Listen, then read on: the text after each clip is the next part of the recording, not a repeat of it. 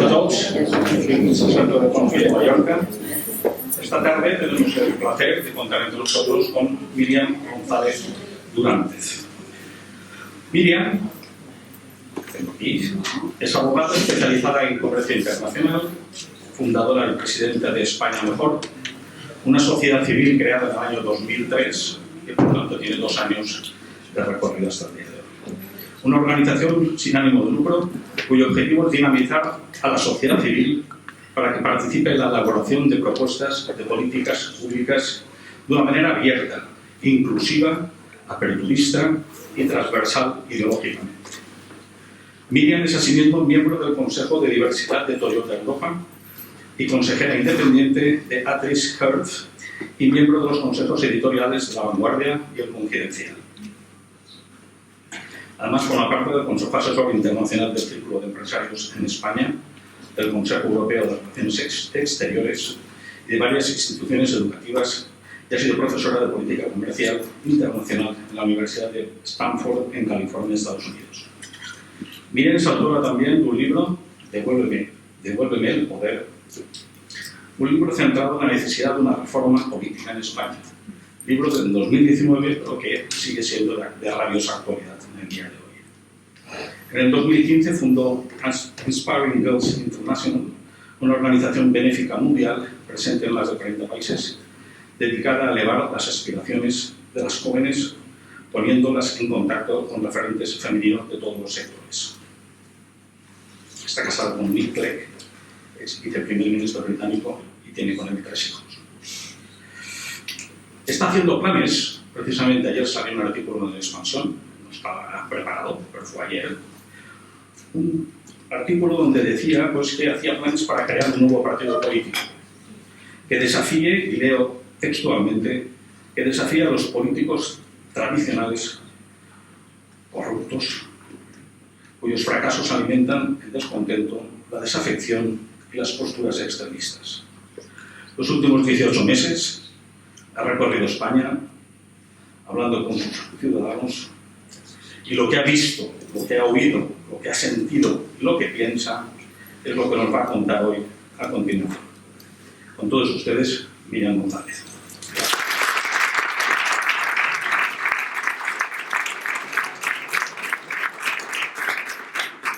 Muchas gracias, es un placer estar con todos vosotros. La verdad es que hacía ya un poco de tiempo que no venía a Mallorca, he venido tanto de vacaciones como por trabajo varias veces y necesitábamos una excusa para venir aquí, así que cuando recibimos la invitación del Cercle, pues ha sido algo estupendo.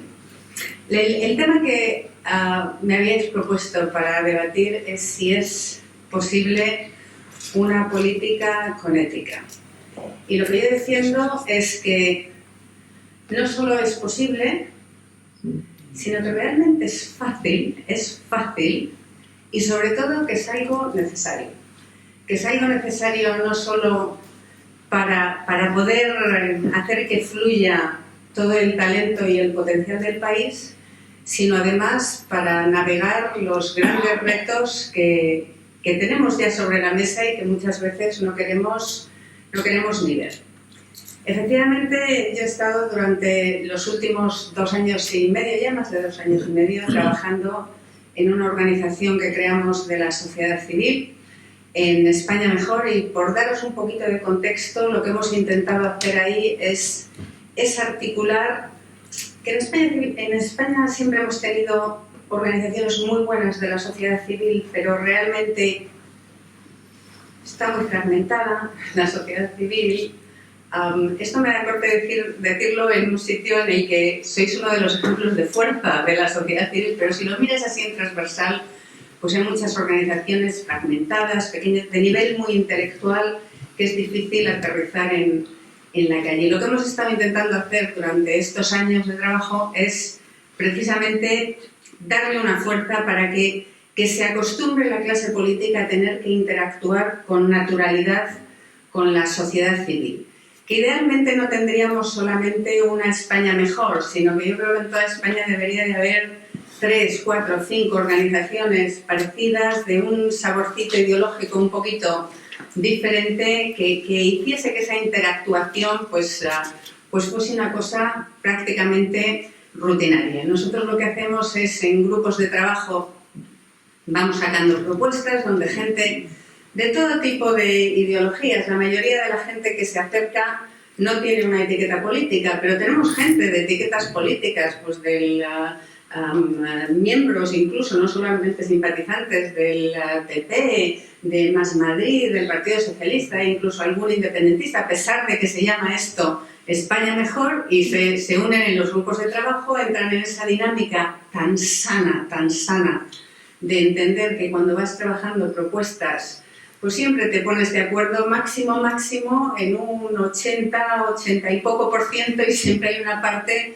que te gustaría que fuese de otra manera, pero es que eso es lo que es hacer políticas públicas, y hemos presentado pues propuestas de todo tipo, desde fiscalidad hasta agua, hasta vivienda, eliminación de aforamientos, educación sobre fiscalidad, pues desde muy generales hasta muy puntuales. Con esas siempre me tengo que volver a mirar al equipo cada vez que digo la cantidad de personas que están involucradas en los grupos de trabajo, porque aunque en la organización haya casi 3.000 personas realmente de trabajo, de los grupos de trabajo son como unas 400, pero es que ayer tuvimos una nueva avalancha de gente que ya no sé cuántos tenemos hoy en día, pero más o menos os da una idea del número de gente que está implicada ahí en sacar las propuestas adelante. Pero una de nuestras propuestas estrella ha sido un código ético de gobierno. Y un código ético de gobierno es una medida autorreglamentaria donde nosotros hemos presentado 99 puntos que son pues de cajón, y que lo que hacen es simplemente ejemplificar algo que estoy segura de que para todos nosotros es natural, que es el pensar que en un sitio está la ley, pero es que la ética tiene que estar por encima de la ley.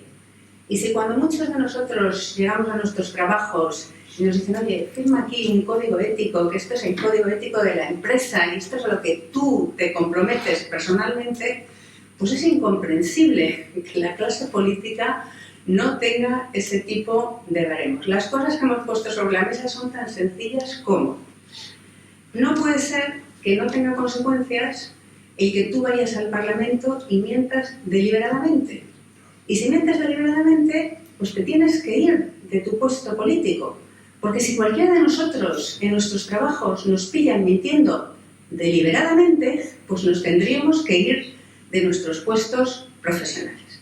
Cosas tan sencillas como que el sistema de conflictos de interés que tenemos en España pues cumpla las apariencias de conflicto, que es un caso que hemos tenido hace 1 año y medio en España, y llevamos 1 año y medio dándole vueltas a cómo se ha producido, si se tenía que haber producido. Es como que seguramente lo más importante es poner ahí las normas para que no se vuelva a producir. Pues es que eso es sencillín. Con 48 horas de una firma de un código ético podríamos tenerlo sobre la mesa. Cosas tan simples como en que en todas las reuniones de asuntos gubernamentales tenga que haber un funcionario presente. Porque no puede ser que decisiones importantes de cosas que nos afectan a todos se hagan, como hemos visto en noticias, en el apartamento de un ministro mientras estaba cenando con otro, y ahí había un comisionista y tal, y no había nadie de la administración controlando y apoyando. Cosas pues de sentido común, como que por ejemplo tú puedas llegar al gobierno y puedas nombrar un secretario de Estado, pero ¿por qué tienes que nombrar tú a gente por debajo del nivel de secretario de Estado? Que es que al final, cada vez que cambian, pues cambia todo, desde arriba abajo. Se quedan con ganas de cambiar hasta el bedel de los edificios, pero si es que eso no puede ser, que eso funcione bien. Y desde ahí, pues hasta que tengan que publicar los currículums de los asesores, que es que esto lo tiene hasta Meloni, que muchas veces pensamos que los países que tienen la extrema derecha, ahí falla el Estado de Derecho. Hombre, por Dios, si hasta en Italia publican los currículums de los asesores para hacer una cosa súper simple, que es que todos podamos comprobar si la gente que tenemos en determinados cargos de asesores, si su competencia, si su currículum se corresponde con las atribuciones que se les han encomendado. Pues este tipo de cosas se hizo aumentando hasta 99, bueno, 98. Pusieron 99 por esto de lo de Corte Inglés, de que 99 quedó mucho mejor que 100, que podríamos haber puesto 100. Pero el punto 99 es quizá el más importante, que es que toda esta serie de compromisos hay que apuntalarlo con unas estructuras de garantía. Y esto ya está inventado. Hay un montón de países, y no son solo los anglosajones o los nórdicos, no.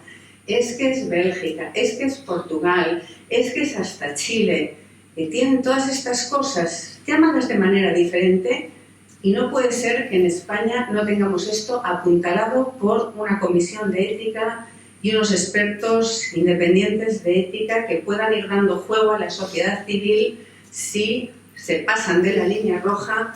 Pues hombre, ellos tienen la soberanía popular, pero tienes que tener sistemas de poder ir encauzándoles por no pasarse de esa línea roja. Esto lo tiene hasta la Comisión Europea, que es nuestro sistema en el fondo, porque el sistema europeo es el nuestro. Es inaceptable que no tengamos esto ya pasado en España. Bueno, pues cuando hablamos de ética en general, ética y política y poder, hay una gran parte de la sociedad que piensa que simplemente son incompatibles. Y yo he visto todo tipo de excusas en todas estas discusiones que hemos tenido, que siempre que vamos a un sitio intentamos hacer reuniones en abierto con ciudadanos. Ves todo tipo de excusas de por qué esto es imposible hacerlo de una manera compatible la política y la ética. Y claramente hay una tensión. Hay una tensión entre el poder político y la ética, porque implica que tú te eches hacia atrás de cosas que podrías hacer y que decides no hacer o que no te dejan hacerlas. Pero dentro de todas las explicaciones peregrinas que me encuentro a veces por ahí, la que más me llama la atención es aquella en la que mucha gente se ha autoconvencido de que esto no se puede hacer porque de alguna manera nosotros, la sociedad española, no somos aptos para que haya ética en la política. Porque de alguna manera nos dicen, es que como nosotros no somos éticos, pues ¿cómo vamos a tener políticos que sean éticos? Y de verdad que a mí esto es algo que me hace saltar la cabeza, porque aquí, que sé que hay algunos que sois de medicina, pues me explicaréis a mí cómo es posible que ahora resulta que la falta de ética se hereda no por el ADN ni por la cultura, sino que se hereda por el sitio donde naces. Entonces tú naces en un lado de la frontera y ahí no tenemos ética. Y naces en otro, que es Francia, que es lo que ellos piensan, que ahí ya sí. Ahí ya sí has nacido ahí, has tenido un mogollón de suerte y naces con ética. La otra explicación que te dan es que es por nuestra cultura religiosa. Entonces, como la mayoría de los españoles, por background, ¿no? Pues hay una religión católica. Es que esa religión católica no somos como los protestantes, ¿no? Es que dice, a ver, es que hasta los mandamientos tienes ahí que no se puede robar. Eso no puede ser la explicación. No, bueno, es lo de la religión. Porque aquí hubo un señor que encima era anónimo, es que no sabemos ni quién escribió esto, que en el siglo XVI nos sacó lo del lazarillo, y ahora ya todos los españoles nos tenemos que autoconvencer que es que nosotros no podemos tener ética. Pues bueno, es que no sé cómo es posible que hayan convencido a una gran parte de la sociedad de que esta es la situación. Sobre todo, ¿por qué? Porque tú ves la actuación de la sociedad española y honestamente, en momentos clave, y creo que de eso podemos ser testigos todos aquellos de nosotros que o trabajamos en el extranjero o que hemos vivido en el extranjero, en momentos clave, la sociedad española da lecciones magistrales de ética. El comportamiento de la sociedad española durante el COVID fue, que no digo que no hubiese algunos que no lo hiciesen, pero en general, bandera. El comportamiento de la sociedad española durante la gana, vamos, si es que eso ya les gustaría en otros países, poder tener gente así. El comportamiento durante el apagón, yo que he vivido durante 4 años en Estados Unidos, eso se produce en Estados Unidos, y vamos, es que no quiero ni pensar lo que hubiese ocurrido. Y sin embargo aquí estaba toda la gente intentando ayudarse los unos a los otros. Así que por favor, si en España no tenemos una política con ética, no es porque no nos merezcamos una política con ética. es por una razón súper simple, que es que no tenemos el sistema adecuado a tener los controles y garantías que ayuden a que nadie se pase de la línea roja de la ética. ¿Y por qué no lo tenemos? Pues lo tenemos seguramente por una mezcla de circunstancias históricas y de una permisividad que les hemos dado a los políticos. Yo creo, mi interpretación de todo esto, que es algo de lo que intenté hablar en ese libro de Vuelve el Poder, y te agradezco que hayas mencionado ese libro, porque el otro libro que tengo es un libro de cocina que queda mucho peor decir que este, pues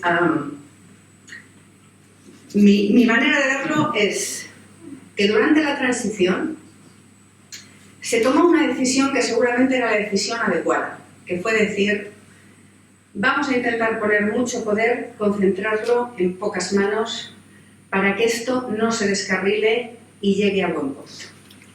Y esto presumía que iba a haber unas fases siguientes en las cuales la clase política, una vez que ya se había aterrizado eso bien, diese en marcha atrás y empezasen a trabajar pues lo que yo llamo de manera así sucinta como el capítulo que nunca pusimos en la Constitución, que es la de controles y contrapesos al poder, pues empezar a hacerlo como uno a uno.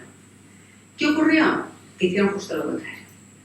En 1985, ese es el momento en el que yo cifro la espantada a coger la glotonería de todo el poder posible, Ley Orgánica del Poder Judicial. Ahí es cuando le empiezan a meter mano al Consejo General del Poder Judicial, cuando empieza un tsunami de aforamientos, que es que luego ha seguido de manera proporcionada según pasaba el tiempo, y sigue, y suma y sigue, y bueno, pues de alguna manera estábamos a otra cosa. Había un momento que estábamos a modernizar España, entonces ya no tocaba el ocuparse de esto. Luego es que España iba bien, y como iba bien, pues oye, pues no pasa nada si esto no funciona de una manera muy ética, pues es que España iba mal. Y como iba mal, pues no nos podíamos estar preocupando de esto porque estábamos ocupándonos del día a día. Y realmente ya se nos han acabado las excusas. O sea, es que creo que esto no puede pasar ni un minuto más para tener que hacerlo. No es solo que no es solo que se pueda, es que no se puede esperar más. Y si ahora no empezamos a cambiar las cosas, nos vamos a arrepentir en los próximos años de no haber tomado esas decisiones. ¿Es fácil? Claro que es fácil. Es fácil. O sea, el decir, aquí la persona que llega solo nombra un escalón de la administración y no toca ningún otro, pero si se puede hacer hasta de manera reglamentaria, ¿cómo no se va a poder hacer en las leyes? Es fácil hacer auditorías de la gente que tenemos sin mérito y capacidad en las administraciones y en las empresas públicas. Oye, que es que esto se hace en otros sitios. No puede ser que en España nosotros esto no lo podamos hacer. Es fácil cambiar el sistema de elección del Consejo General del Poder Judicial, pero si tenemos las propuestas por escrito, si nos lo da Bruselas, ¿cómo es posible que esto no sepamos cómo hacerlo? No es una cuestión de que no sea fácil, es una cuestión de que no lo quieren hacer, es una cuestión de falta de voluntad política, una falta de voluntad política que está arropada por una parte considerable de la sociedad. Y está arropada por una parte considerable de la sociedad porque tenemos que empezar, cuando hablamos de este tipo de temas, tenemos que empezar a pensar cada uno de nosotros de qué lado estamos. ¿Estamos del lado de toda esa parte de intereses creados que se beneficia de que aquí no haya un sistema político con más controles y garantías? ¿Somos parte de esos que participamos del arreglito? ¿O que no participamos ahora, pero creemos que a lo mejor en el futuro nos podemos beneficiar de ese arreglito y entonces, bueno, pues vamos a hacer la vista gorda? ¿O somos de los que queremos cambiar esa tesitura, cambiar ese arreglito y simplemente tenemos que enfrentarnos a... Ahora es un poco difícil porque lo hemos dejado pasar mucho tiempo y tenemos que ver cómo nos vamos a organizarlo hasta lograr poner sobre la mesa estas cosas que ya digo que en el fondo son simples, pero lo difícil es ver cómo podemos ir escalón por escalón hasta llegar a generar esa voluntad política que en el fondo depende de la exigencia popular. Pero además es que creo que que no solamente, porque muchas veces cuando hablamos de ética es como, bueno, esto hay que hacerlo porque es bueno, porque la ética a todos nos gusta estar del lado de la ética, es como si fuésemos altruistas, no, estas cosas hay que hacerlas con ética. No, es que esto es necesario, porque lo que hay que hacer en el país, para lo que hay que hacer, la ética en la política es la pieza angular. Solo he hablado con algunos de vosotros un poquito antes de venir aquí, o sea que a muchos de vosotros no os conozco. Pero me sorprendería muchísimo que tuviésemos, y seguro que somos de ideologías muy diferentes, me sorprendería muchísimo si tenemos un diagnóstico de país que no sea muy similar el de los unos y los otros. Yo creo que ¿dónde tenemos al país? Pues es una cosa que es evidente.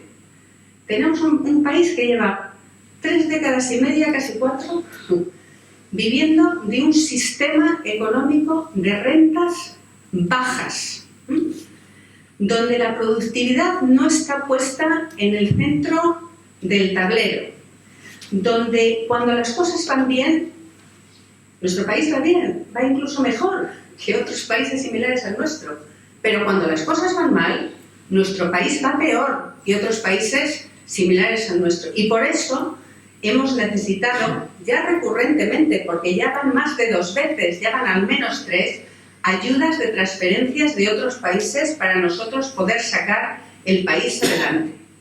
Donde los servicios públicos están empezando a deshilachar, donde no tenemos la formación puesta en el centro de la agenda política. Y como no estamos apostando por la formación, cada vez vemos una brecha más amplia entre la gente joven que nosotros sacamos y los que están viniendo de otros países, excepto aquellos que logran por sí mismos y con el apoyo de sus familias estar ahí, y muchos de ellos se nos empiezan a ir al extranjero. Tenemos un montón de barreras reglamentarias, que están ahí. ¿Por qué?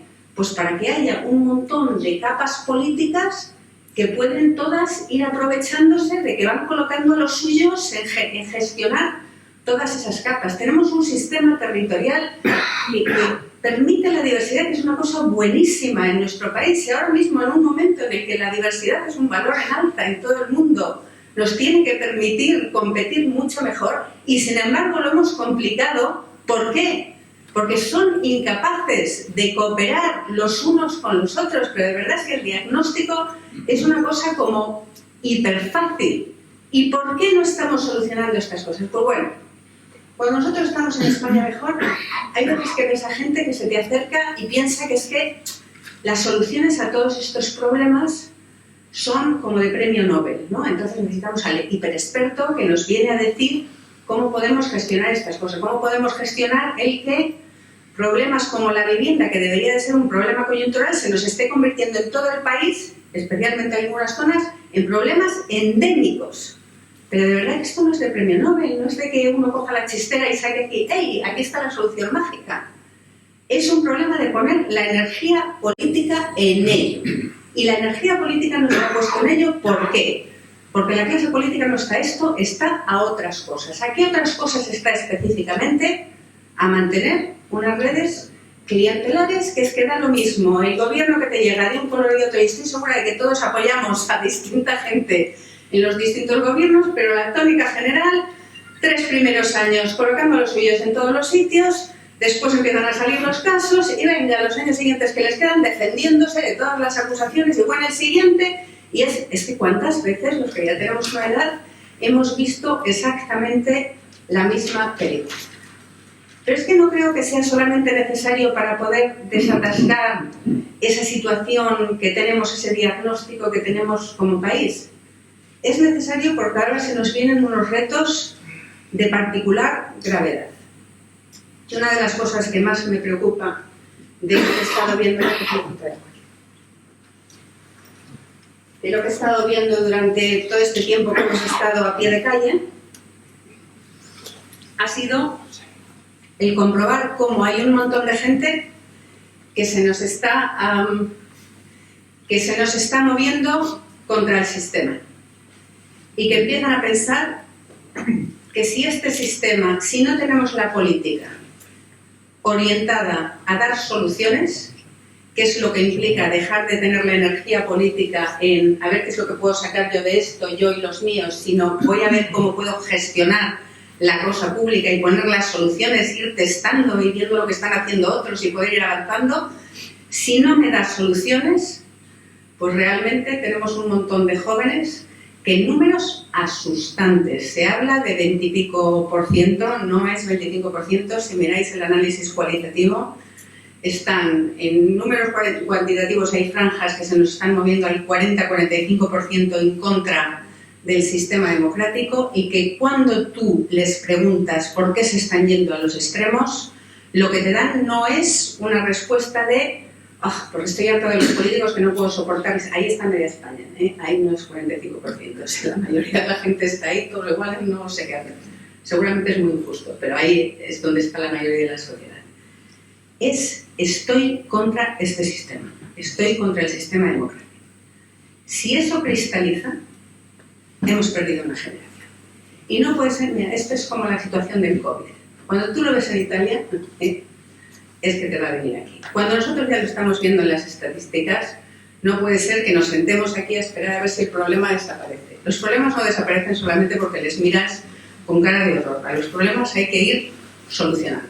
La otra cosa que a mí me preocupa muchísimo, y lo comentaba antes con alguno de vosotros, es que yo creo que hemos podido permitirnos el tener un sistema político donde toda la energía política no está puesta en las soluciones sino en otras cosas. ¿Por qué? Porque hasta ahora hemos tenido la red de seguridad de Europa.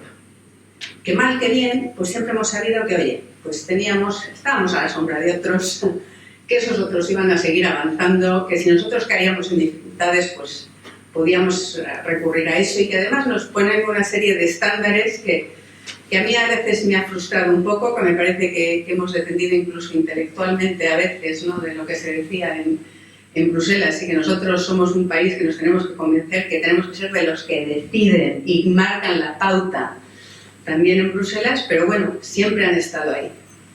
Eso ahora mismo no tenemos seguro cuánto tiempo va a durar. Yo he trabajado durante mucho tiempo en la Unión Europea y realmente se empieza a percibir como que todo está ahí, ¿no?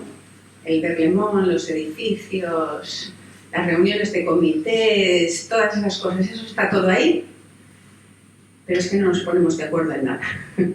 Incluso en valores esenciales, ahora mismo no estamos de acuerdo. Y esto es en una situación en la que tenemos dos polos por los dos lados, Estados Unidos y China, que van avanzando a una velocidad vertiginosa en una carrera hacia el futuro, y nosotros seguimos aquí centrados diciendo, estamos perdiendo poder, pero no sabemos muy bien cómo movernos.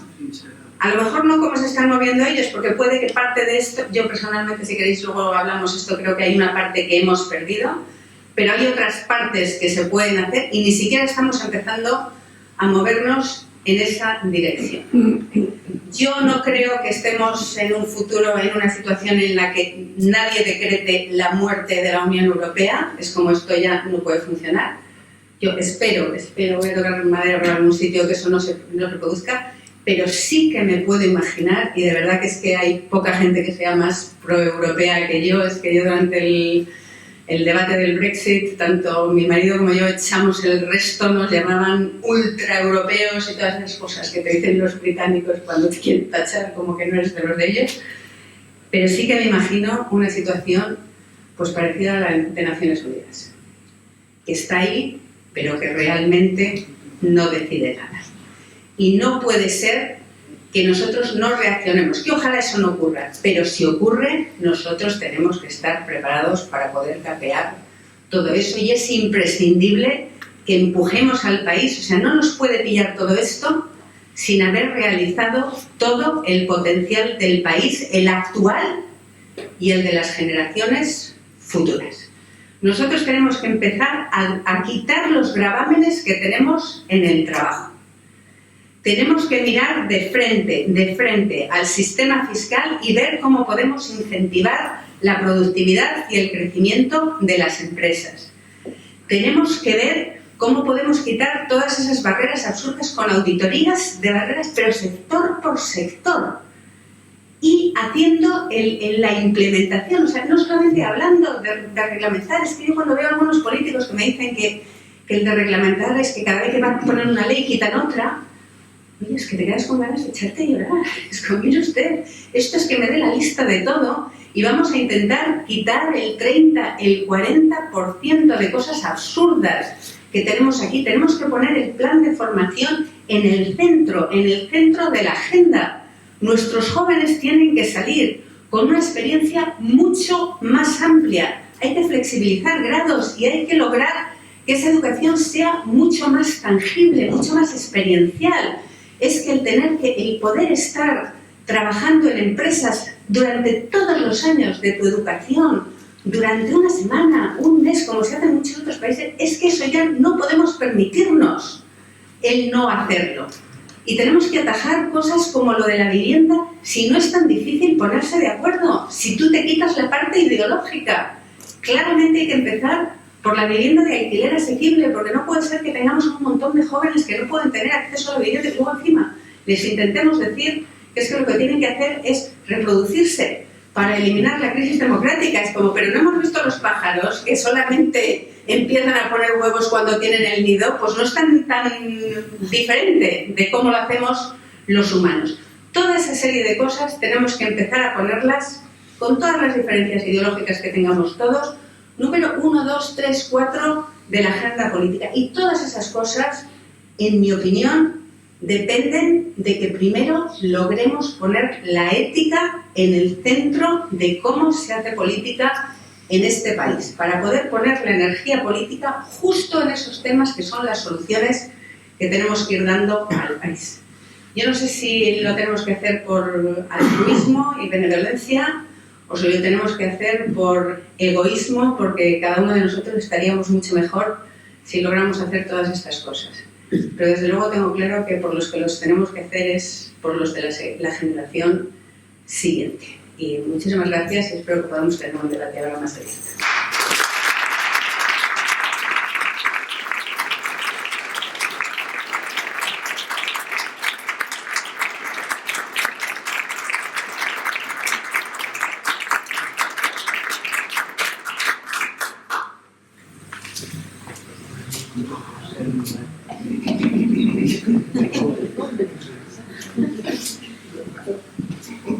A ver si me vas a dejar solo lo que quiero debate. Turno de preguntas. Por ahí.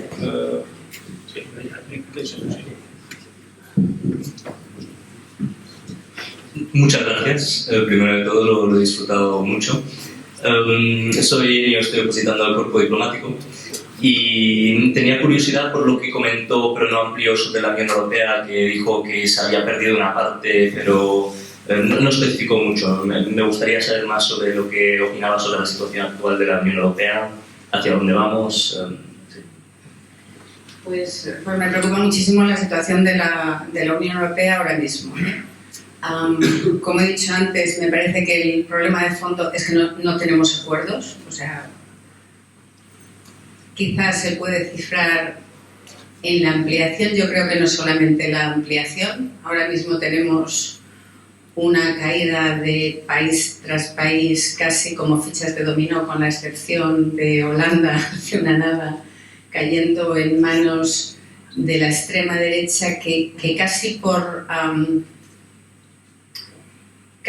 principio ideológico no está a favor de la cesión de soberanía, que es el núcleo de la construcción europea. El pensar que yo cedo mi soberanía porque entiendo que yo poniéndola ahí fuera y juntándola con la de otros, yo recupero más. Eso es lo más básico de la Unión Europea. Eso realmente tú no lo tienes en esa extrema derecha internacionalista que está tomando país tras país.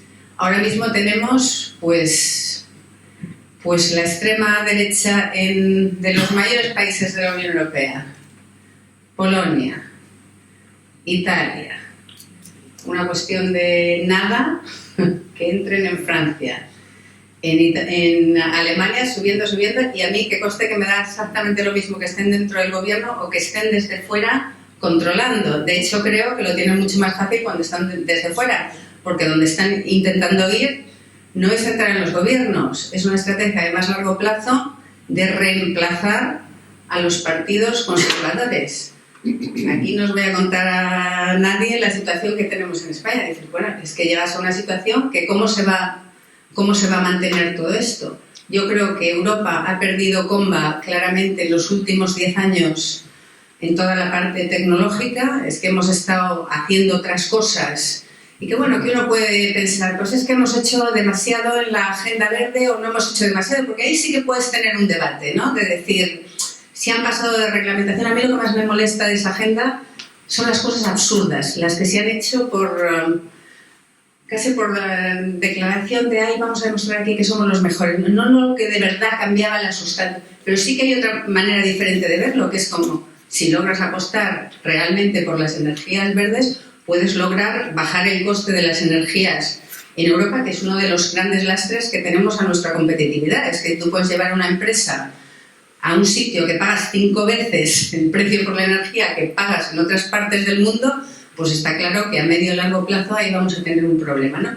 Pero ahí puedes tener disensiones. En la parte tecnológica yo sí creo que el diagnóstico es demoledor. Simplemente no hemos estado a eso, no tenemos un mercado interno digital. En ese mundo digital y tecnológico el tamaño es crucial. Todo depende del tamaño de tu mercado. El tamaño del mercado americano es enorme. Eso es un continente entero con el mismo idioma y pequeñas barreras que sí que tienen entre Estado y Estado, pero cada vez decrecientes.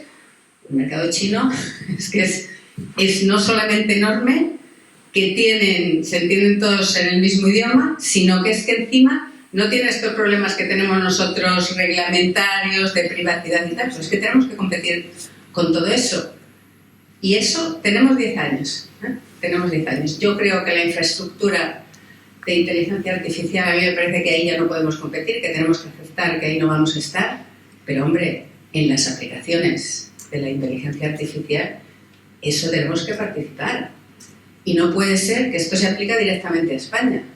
En España no puede ser que cuando hablamos de tecnología o hablamos de la inversión pública en tecnología o estamos hablando de lo privado, es que a ver si puede ser que nos vengan centros de datos. Oye, eso es como estrategia de país en vías de desarrollo. Lo nuestro tiene que ser que en los sectores en los que nosotros somos punteros, en el sector del turismo, por ejemplo, en el sector agroalimentario, en el sector de la sanidad, en las aplicaciones de la inteligencia artificial y la tecnología, ahí tenemos que estar nosotros en la gestión de ciudades, por ejemplo, que ahí si nos coges en colectivo a distintas empresas, etc., somos número 1 en el mundo. Toda esa parte, en tecnológico, esa tiene que ser nuestra. Y para poder tener eso, no es solamente subvenciones, no, es que tienes que fomentar que el mercado vaya en esa dirección, quitar barreras, hacer la formación. Tienes que pensar pues a más de 1 o 2 años, que es cuando vas a tener las elecciones.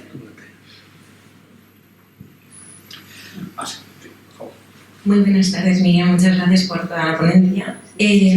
La verdad que es un placer escucharte y la ilusión que derrachas, porque es increíble. Y el punto de vista que has estado comentando sobre la ética, creo que gran parte de aquí lo compartimos. Sin embargo, yendo un poquito a profundidad con el tema del código ético que planteas, a mí me gustaría saber qué idea tienes sobre quién vigila al que vigila. Es decir, entiéndase lo siguiente, has estado hablando de expertos independientes, entonces sí que es cierto que a día de hoy hay muchos organismos que forman parte miembros politizados. Entonces sí que es cierto que dentro de la picaresca española, que antes también has hecho mención, creo que estaría bien conocer cuál es tu punto de vista para abordar esto, porque a mí me viene la idea a lo mejor con la rotación de auditorías que se producen en las Big Four, es decir, cada 4 años o algo así. Pero ¿quién te determina a ti que cada 4 años se termine esa auditoría o se apliquen bien las medidas? Porque en el cambio de la transición también la gente se puede escudar que no le ha dado tiempo a medirlo. Porque al fin y al cabo yo recuerdo brevemente que en Europa, cuando a España le preguntan justifícame las transferencias, justifícame las ayudas que has destinado a la sociedad civil en el momento del COVID, España no podía justificarlas. Y von der Leyen, por lo que tengo entendido, no ha aplicado ninguna medida contra España. Entonces, ¿quién vigila por qué von der Leyen no ha aplicado estas medidas? Bueno, pues en la Unión Europea, por un horror de legislación que tenemos ahí, que es uno de los grandes fallos de von der Leyen, que ella tenía que haber incidido mucho más, no solo en el control, sino también en la condicionalidad de todas las ayudas que estaba dando. Y sin embargo, ¿qué fue? A lo más fácil, que es el decir, empiezo a distribuir y me pongo yo en el centro, que es lo que me asegura el papel de la Comisión Europea. Esta discusión en la Unión Europea llevamos décadas. O sea, yo recuerdo estar trabajando yo funcionaria y estar escribiendo a los del sistema esto del denunciante de la Unión Europea diciendo, pero es que, por favor, en mi pueblo están dando ustedes las ayudas a estos organismos regionales que hacían en aquel momento medio todos deficitarios, por cierto, y no están controlando nada. Y había esa idea de que tú se lo das al Estado miembro y es el Estado miembro el que tiene que controlar cómo se están gastando las ayudas. Es como, mire usted, esto es como poner al zorro a cuidar de las gallinas, ¿no? Bueno, pues todavía estamos en esa discusión, aunque sí que es cierto que hay otras cosas de la Unión Europea del control que funcionan fenomenal. O sea, la OLAF, muchísimo más control de distintas capas superpuestas. O sea que en la Unión Europea se controla mucho más el dinero que se gasta en el exterior y en cooperación que lo que se gasta en las ayudas que se van dando luego para distribución por parte de los Estados Unidos. En términos de sistemas de garantías, que ahí tocas en la parte fundamental, ¿no? Y la más difícil. O sea, nosotros no podemos como sociedad, y desde luego no como sociedad civil, decir que esto es lo que le gustaría a mucha gente, ¿eh? Decir, vamos a poner aquí a la gente que nosotros hemos elegido, que tienen la soberanía popular, que logran montar gobierno, ¿no? Le vamos a poner aquí a alguien que en el momento que mete la mano, ¡pum!, le das, ¿no? Que es como la guillotina, casi lo que quieren poner, ¿no? Eso no se puede hacer. ¿Por qué? Porque no puedes poner a nadie que, independiente o no independiente, sea fantástico o no sea fantástico, tú no lo puedes poner por encima de la soberanía popular. ¿Cómo se hace esto en casi todos los países? Pues pones distintas instancias, ¿no? Y al final lo que vas intentando es que entre todas esas instancias y la exigencia popular vas creando una presión que es lo que te lleva al político a o tener que dimitir o a no hacer lo que es en el fondo lo que queremos todos, ¿eh? Que no se trata aquí de que caiga la guillotina, se trata de que no lo hagan y se vaya retrotrayendo. Nosotros la solución que proponemos, que ninguna es mágica, ¿eh?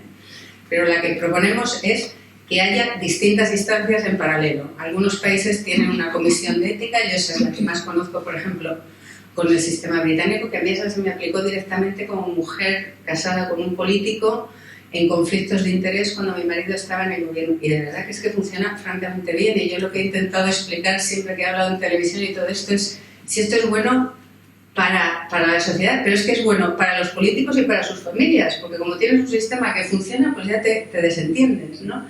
Pero ese sistema de comisión de ética es uno de los que hemos intentado copiar y luego hemos puesto en superpuesto el sistema que tienen, por ejemplo, en la Comisión Europea, que son los expertos independientes. Todo eso va elegido con mayorías cualificadas tras presentaciones y explicaciones en el Parlamento para que sea mucho más fácil controlar, que los periodos no coincidan, o sea que puedes tener muchas garantías. Estuve bastante tiempo además hablando con la persona que dirige el ente de los expertos independientes en la Comisión Europea. De verdad que no hay excusa, ¿eh? Porque es que si estos señores se sientan con alguien como nosotros, que es de llamarles y decir, oye, que queremos hacer esto en España, nos podéis ayudar de lo que habéis visto, cómo se puede hacer mejor. Y te digo de verdad que todo el mundo está dispuesto a ayudar. Esto porque no lo puede hacer el gobierno o porque no lo puede hacer la oposición, pero si es que no se mueven en nada, ¿no?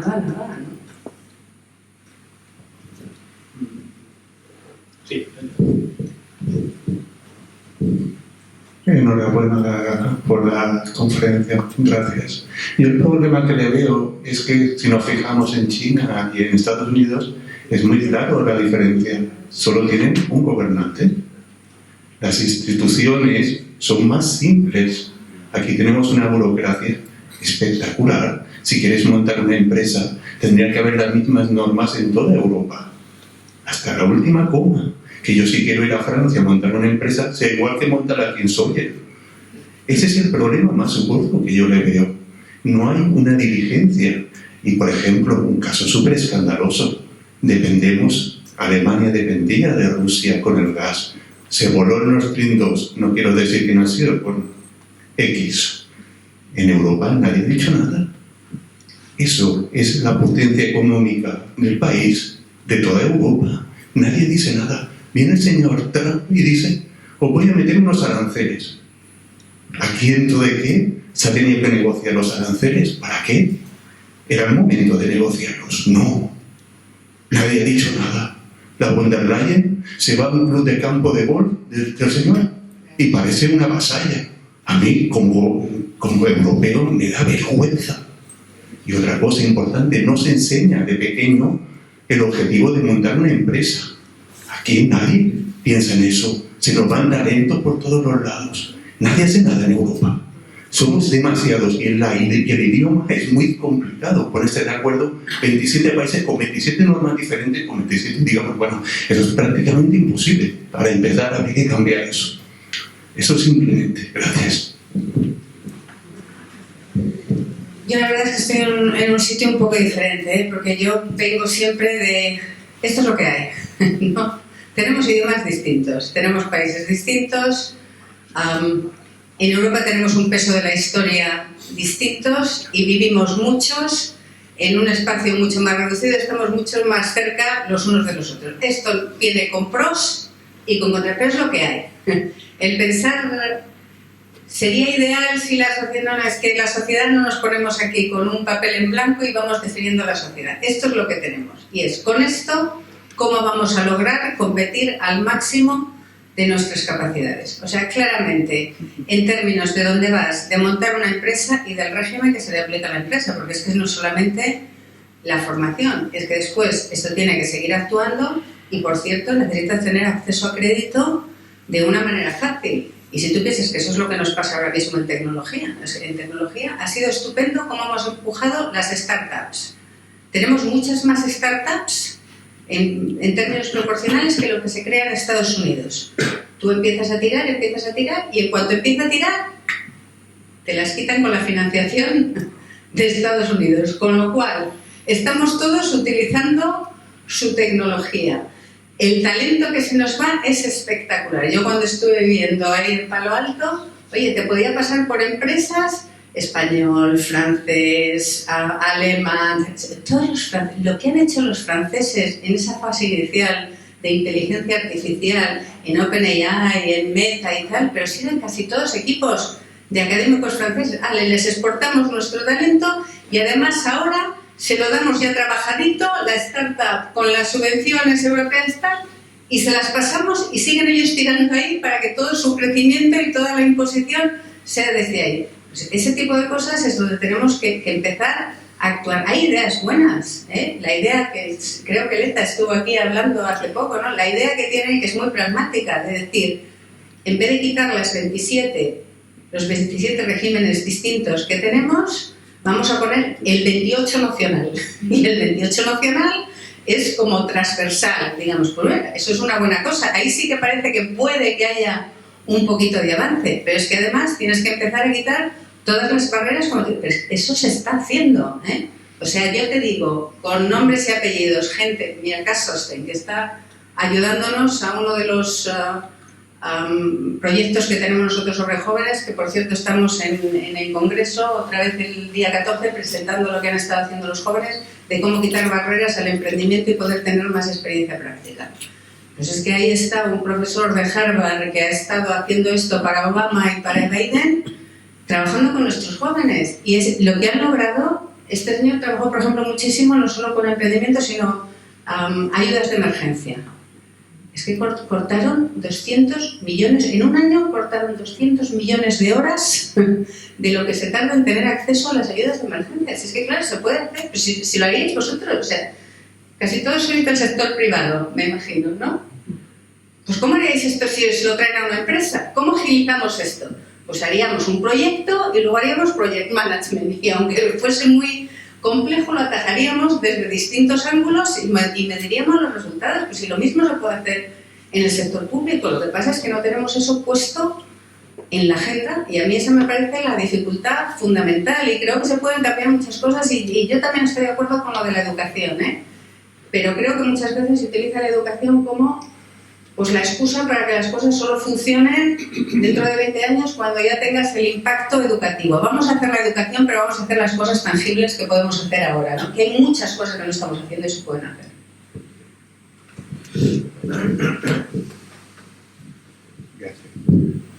Bueno, la verdad es que yo no quería decir nada.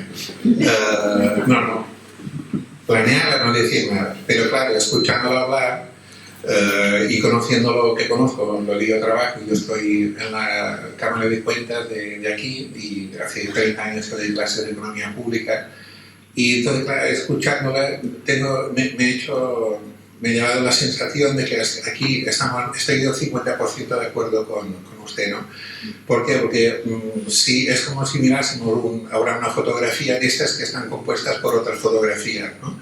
Entonces vemos un mapa de España en el que todos podemos estar de acuerdo, los trazos grandes, todos vemos allí Cantabria, bueno, España en sí, es igual, la piel de toro, lo que sea, pero claro, cuando bajas del zoom, la cosa es muy distinta. Entonces está muy bien hablar aquí, y todos estaríamos de acuerdo, en grandes soluciones de grandes problemas, pero el problema es que hay que ir bajando, porque los políticos saben, como decía antes, lo ha dicho usted también, saben de la gente que los vota.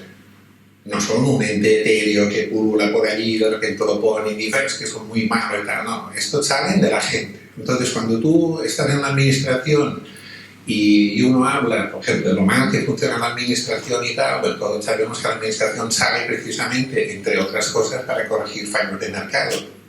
El mercado no funciona tan bien como lo dicen. Por ejemplo, están poniendo aquí un ejemplo de las auditorías. Tiene que haber auditorías. Y lo enlazo con la cuestión que ha planteado la otra persona. Dice, bueno, es que claro, los auditores, las ayudas COVID, las que se dieron 855 millones aquí en Baleares, había auditores firmando cosas que no se podían firmar. Auditores privados, no públicos, no, privados. Entonces, claro, cuando voy focalizando cada una de estas partes del mapa, yo lo que veo es, quizá por defecto, porque mi libro de cabecera es El Buscón de Quevedo y después la Celestina. Además, la Familia Autónoma no me interesa demasiado, pero El Buscón de Quevedo, sí, y la Celestina también. Y esto es lo que hay. Y yo no digo que no se tenga que hacer nada, por supuesto que no. Y estaría de acuerdo en las soluciones que da a nivel general. Pero es que hay que ir bajando. Cuando uno habla, van a reformar la administración, no sé qué, no sé cuánto, hay que ver cómo funciona la administración. Y yo, por mi formación, que tengo referencias, porque ya digo, me dedico a la economía pública y también he vivido en Estados Unidos y todas estas cosas, claro, cuando ves cómo está en otros sitios, dices, esto es muy interesante, vamos a hacerlo en España. En España no se puede hacer, porque tú no compras una parte de un pack, tú compras el pack entero. Cuando aquí hablamos, por ejemplo, del sistema educativo en Finlandia, todo el mundo habla de Finlandia, todo el mundo habla de Finlandia, pero es que en Finlandia resulta que tienen las tasas de maltrato infantil, sexual harassment, lo que queramos llamar, más de alcoholismo y no sé qué, más altas de Europa. Entonces, no vale solo quedarnos con lo que tiene Finlandia de bueno. Es verdad, lo podíamos hacer, pero es que todo va con un pack. Cuando habla de todo esto de las startups en Estados Unidos, claro, si ha vivido en Estados Unidos, también sabrá, o sabemos todos, que ahí está lo mejor y lo peor. Están las 10 universidades mejores del mundo y las 500 peores también están ahí, Y cuando uno ve que sí, la renta per cápita es súper elevada, pero hay 50 millones de personas que no tienen seguro, que no tienen sanidad pública, ni pública ni privada. Entonces, yo creo que las fotos así en genérico están muy bien, las propuestas están muy bien, ha tocado tantos temas en media hora que, bueno, podíamos estar toda la noche aquí hablando, lo digo. Y ya digo, estoy de acuerdo en el 50% que le dan análisis, pero en el diagnóstico, pero después en la pronóstico, en cómo lo tenemos que hacer, no es tan sencillo arreglar el problema de la vivienda, porque por ejemplo, también lo ha dicho, porque es que los solares son de alguien, no son del Espíritu Santo, son de alguien, y son promotores que están ahí para ganar dinero, no son de hermanitas a la caridad. Entonces, cuando hablamos aquí de turismo de calidad, 5 estrellas, todo, sí, pero y la gente, cuando tú atraes un turismo tan caro, el precio de la vivienda te va a aumentar. Es que todo tiene un efecto y un contraefecto. Entonces, las soluciones genéricas están muy bien, las grandes soluciones, pero cuando bajas es todo bastante más complicado de lo que parece. Yo digo yo que estoy en un organismo de control y, por cierto, no soy político, pero me eligieron ellos, trabajo con ellos cada día, bueno, cada día no, porque procuro no verles, ¿no? La primera vez que coincido con una, que la tengo aquí, hace tiempo, me procuro no verles para no sentirme coaccionado en nada, ni influido en nada, y es mucho más complejo lo que parece. Todas las ideas me parecen muy interesantes y estaríamos todos de acuerdo, pero cuando bajas al detalle, las personas quieren preferencias y cada uno ve los problemas desde otra perspectiva. Uno querrá hacer un puerto aquí y otro dirá, ¿para qué tienen que hacer un puerto? Para los alemanes. ¿Me entiendes? Entonces, perdón, ya lo dejo. Pero no es una pregunta, es un discurso. Discurso. Intentemos ser breves, por favor, lo que podamos. Gracias. Pues mira, muy brevemente, efectivamente solo estoy de acuerdo contigo al 50%. Hay una parte totalmente de acuerdo, que es que puedes dar el brochazo gordo y podemos bajar y profundizar en todas las medidas, y cuanto más vas bajando de nivel, pues más complejo es, porque la política es compleja y se trata de ceder y lograr cosas que a lo mejor no puedes, desde luego el 100% de lo que quiere cada uno de nosotros, eso no se puede hacer. Incluso seguramente ni siquiera el 70%, porque hay una parte que es de compromiso con los demás y otra parte de compromiso con la realidad, de cosas que querrías hacer, pero que oye, pues no tienes las circunstancias ahora mismo para hacerlas. Pero de verdad que no hay excusa en muchos de esos temas. O sea, es que en muchas de las propuestas tú puedes ver de las que nosotros hemos hecho, que es que somos gente que nos dedicamos a esto. Bueno, yo estoy dedicada casi al 100% ahora, pero la mayoría de la gente que está en España mejor es que se dedica a esto en su tiempo libre y logran hacer unas propuestas como la de vivienda asequible, que dices, pues esto tiene muchísimo sentido común. Y claro que después tienes que entrar en los detalles de ¿y por qué no hay suelo? Pues es que hay muchas respuestas de por qué no hay suelo.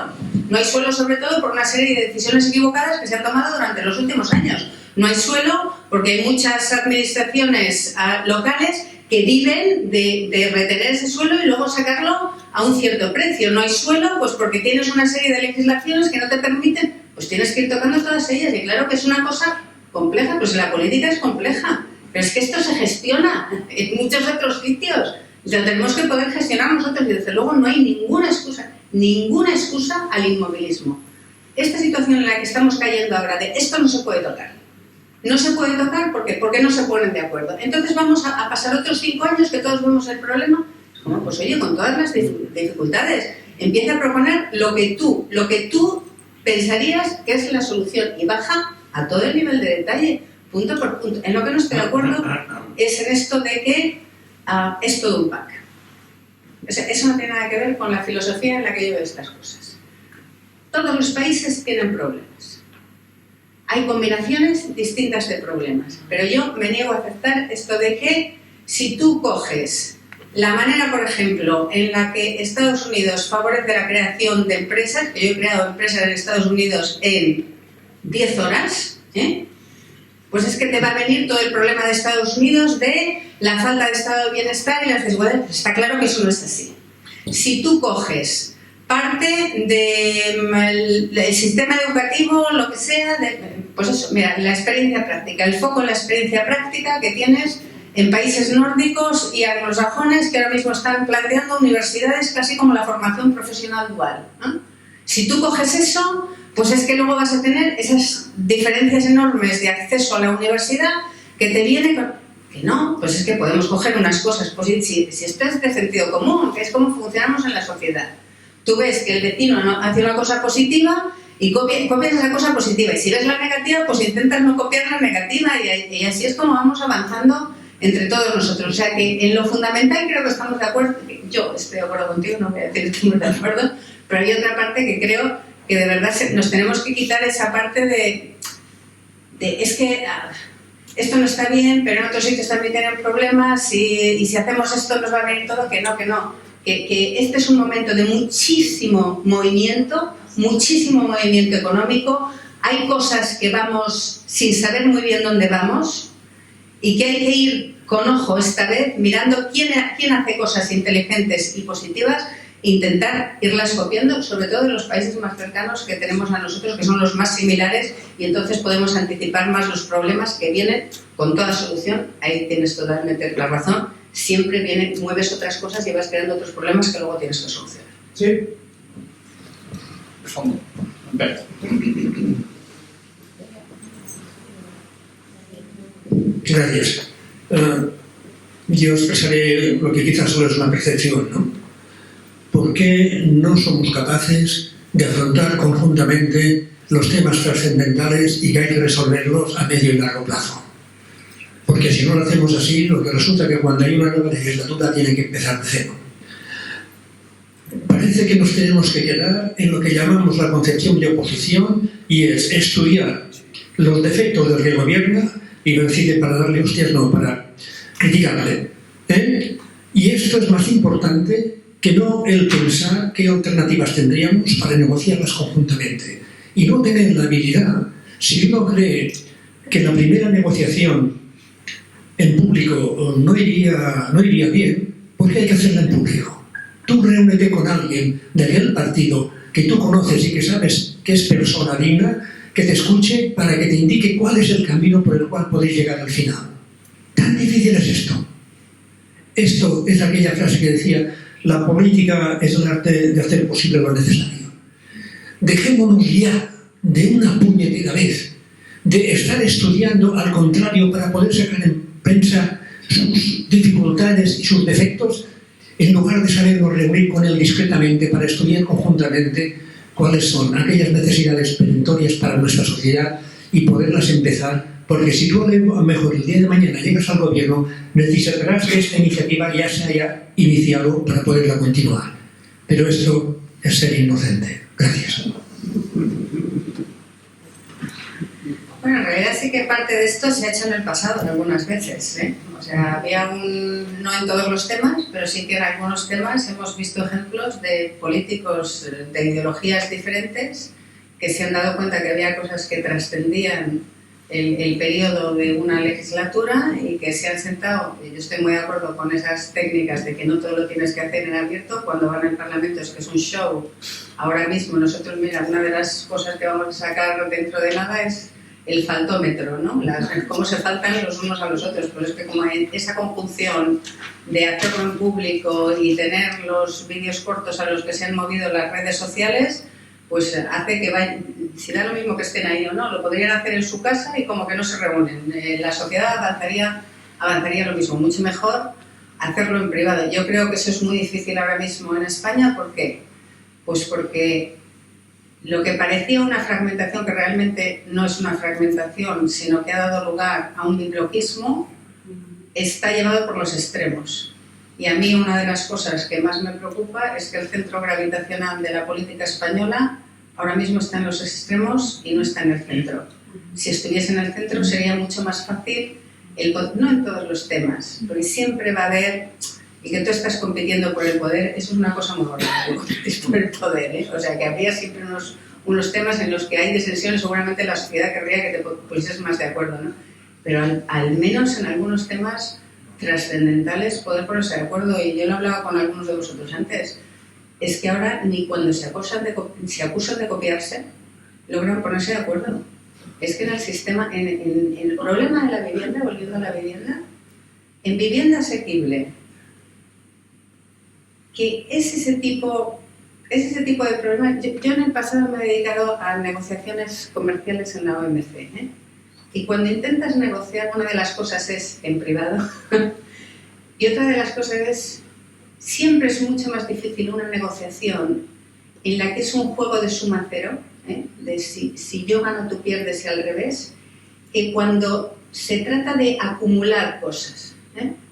El problema de la vivienda ahora mismo es de tales dimensiones de alquiler asequible, nosotros ciframos en 700.000 las viviendas asequibles que necesitan. Es que cuando tú pones esa cifra, que son un poquito más de lo que te dice el Banco de España, que dicen 600.000, pero que es menos de lo que necesitaríamos si estuviésemos en la media europea, que es 1 millón, ¿eh? Pues dices ahí, ¿realmente qué es lo que tienes que hacer? Todo a la vez.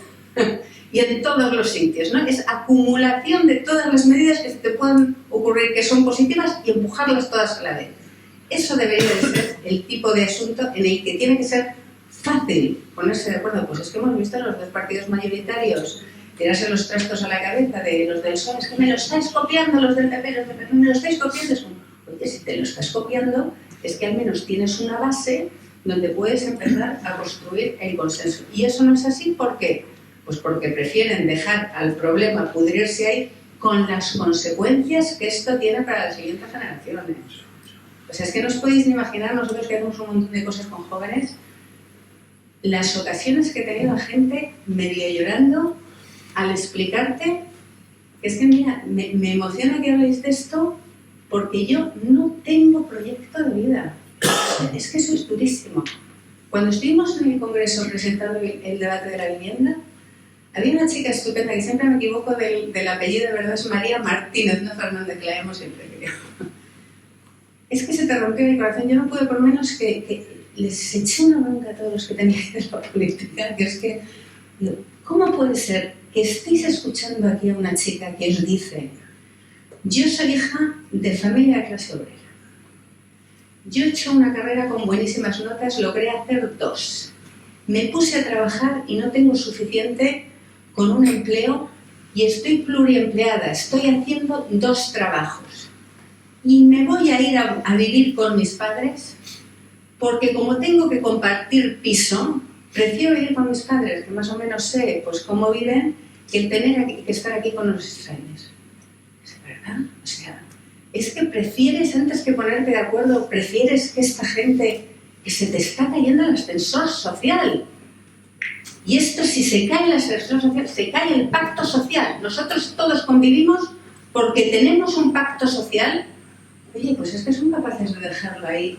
Dices, de verdad, es que es lamentable. O empezamos a ver maneras de articular esos consensos y de volver a traerlo donde está la mayoría de la sociedad española, que no estaremos de acuerdo en muchas cosas, pero si realmente si nos sentamos podemos ir logrando esos acuerdos, pues que no me extraña que hay muchos jóvenes que digan: es que no quiero tener nada que ver con esto. Pues es que va a ser demasiado tarde cuando lleguemos ahí. Eso no puede ser, no puede ser. Sí. Bueno, muchas gracias por la conferencia o por la charla, ¿no? Creo que he entendido que iba a crear un partido, ¿no? Un partido político. ¿Usted? ¿Es así? ¿Esa pregunta? Sí, no, es que si es así, sigo con la pregunta por un camino, y si no, sigo por el otro. Es así, es así. Es así. Estoy trabajando, no digo que lo vaya a crear, pero estoy trabajando en una acción política. Y yo diré, uno más. Donde ya hemos visto también otras plataformas, otras formas de acceso a la política desde el punto de vista transversal. Que al final terminamos con que tenemos mucho más partidos y la gobernabilidad se reduce al máximo. Por tanto, yo lo que le sugeriría, con las buenas ideas que tiene España Mejor, es que en la plataforma han dicho que había distintas ideas políticas, ¿no? Pues que los miembros de la plataforma se infiltren en los partidos y consigan romper el ciclo vicioso de que no se va a arreglar nada porque ellos no van a querer, porque como han dicho antes, es un sistema muy pero eso y infíltrense en algunos partidos políticos. Bueno, vamos a ver, solamente por repetir lo que yo llevo diciendo ya mucho tiempo, que hay gente que le sorprende que lo esté diciendo abiertamente, ¿eh? Pero yo mi diagnóstico de lo que he visto en estos 2 años y medio de mucho trabajo dedicado a esto es que en toda la parte que no es de regeneración y de limpieza de ética, ahí sí que se pueden crear otras dinámicas, con mucho tiempo. Seguramente necesitarían pues 7, 8 años de trabajo en todo esto para que empezasen a entrar por el aro de empezar a cambiar algunas cosillas de las propuestas que hacen, pues eso, de agua, de fiscalidad, tal. Empiezan, a la vuelta de 2 años y medio, empiezan a recibirte, empiezan a pedirte si hay algunas ideas, las guardan todas en un cajón. Es verdad que es mucho mejor que cuando empezamos. O sea, es que si os cuento la primera vez que fuimos al Congreso a presentar la primera propuesta, que por cierto, cualquiera de vosotros que quiera presentar una propuesta de la sociedad civil en el Congreso, tienes que ir en persona. O sea, no te piden ir en burro, pues no sé, porque no lo puedes mandar desde Mallorca, te tienes que ir hasta Madrid para hacerlo ahí en persona. Y llegas y te dice la funcionaria que ¿esto qué es? Que no sabe muy bien lo que es. Una señora estupenda, ¿eh? O sea, con buenísima voluntad. Pues como espere que voy a llamar a mi jefe aquí a ver qué hago con esto. O sea, dices, de verdad, o sea, esta falta de naturalidad que tenemos de que la sociedad civil pueda contribuir. Pero bueno, incluso más que en esa parte, ahí es una cuestión de tiempo y de que surjan muchas más organizaciones y que lo naturalicemos, ¿eh? Y la otra parte, cero movimiento. Cero movimiento. Incluso en las cosas más básicas, o sea, nada de nada. Bueno, pues a ver, yo lo único que he planteado a partir de julio fue decir, pues si esto no funciona, habrá que trabajar en un plan B. ¿Qué es lo que les hace moverse?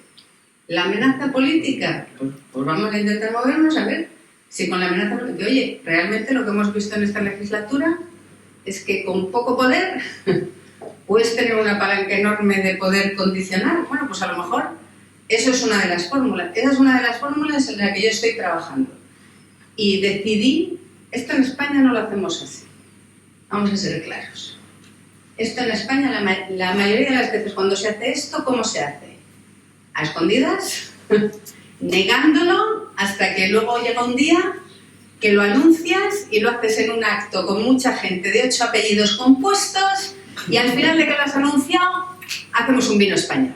Y yo decidí que no puede ser que yo que estoy aquí hablando de la transparencia y de la inclusión de la sociedad civil, que yo hiciese esto de esta manera. Y me pareció que iba a tomar el riesgo personal de decir que estoy trabajando en esto, que no sé si lo voy a poder hacer o no, ¿eh? O sea, que es que depende de muchos factores. Pues que lo voy a hacer en abierto. Y esto realmente creo que es lo que ha despistado a la prensa, porque es... ¿Cómo que esto estaba...? Pues sí, aquí te lo vamos a ir contando todo tal cual, según va avanzando o no va avanzando. Esa es la opción en la que yo estoy trabajando, pero entiendo perfectamente que hay otra gente que defiende otras opciones y si quiere hacerlo eso, pues vamos, yo lo apoyaré desde donde yo estoy. Me parece que todos tenemos que ir buscando las opciones que podamos para ir moviendo cómo está actuando la clase política. Y no tiene que haber solamente una respuesta. Yo estoy trabajando en la que creo que puede ser más eficiente, pero vamos, estoy absolutamente a favor de que todos vosotros busquéis otras maneras de hacerlo y tendréis todo mi entendimiento y apoyo moral desde fuera.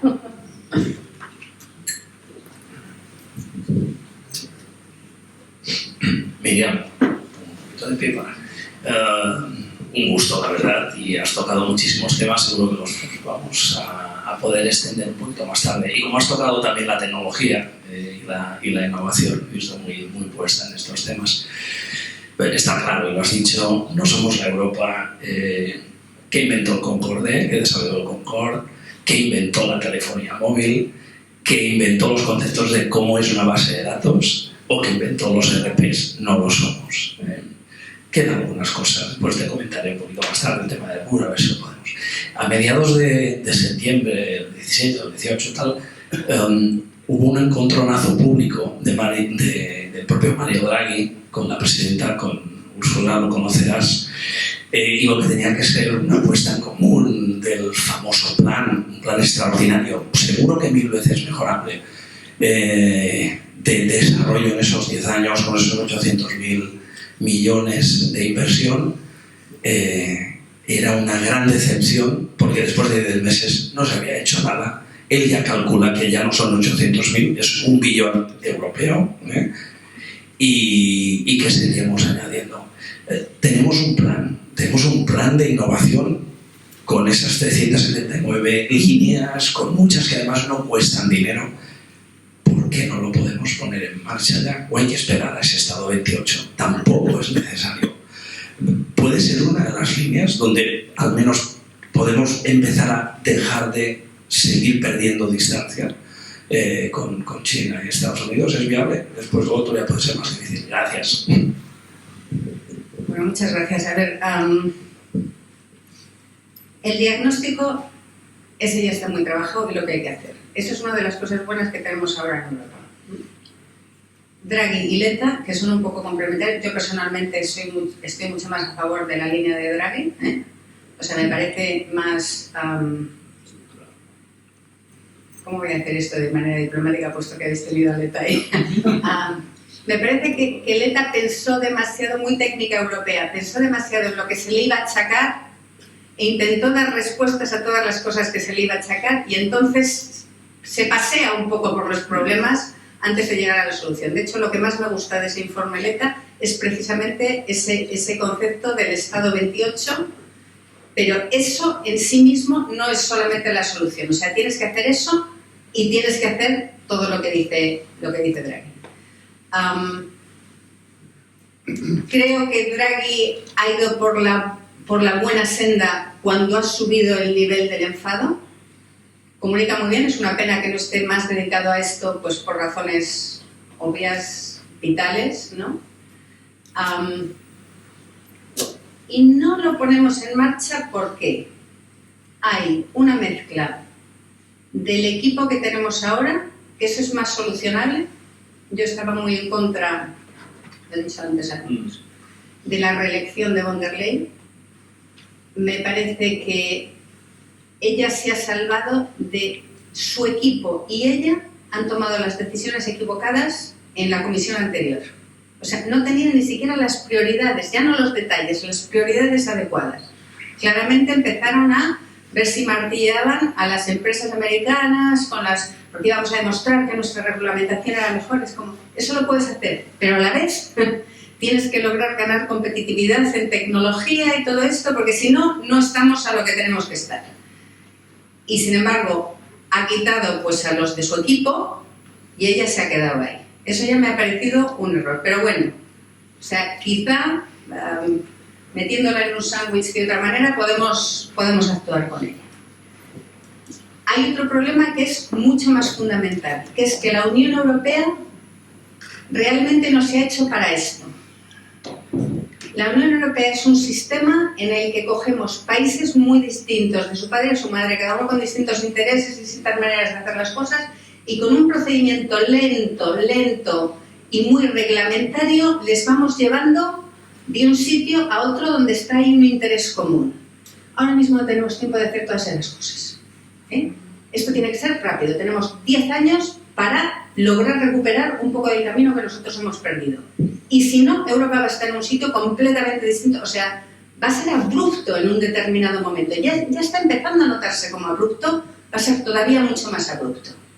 Entonces tienes que buscar otras fórmulas de poder avanzar. Y yo he defendido muchas veces ya, y hay gente que recoge un poco la idea, pero creo que lo tenemos que empujar mucho más, el romper las estructuras institucionales para lograr avanzar en Draghi y Letta. Y decir, si nos hemos salido de la estructura institucional para pensar lo que había que hacer, vamos a salirnos de la estructura institucional para ponerlo en marcha. Y si hay Estados miembros que no quieren participar, no pasa nada.